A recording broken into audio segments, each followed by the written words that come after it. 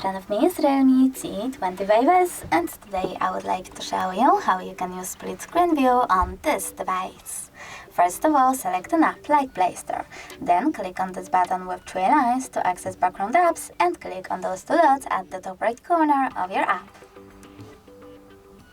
Now you need to click on split screen and select the other app like Settings. As you can see, now I can use both of my apps at the same time. If you wish to go back from this mode, drag the first app upwards or downwards and click Home button. Thanks so much for watching. If you enjoyed this video, leave a like, comment and definitely subscribe. Bye!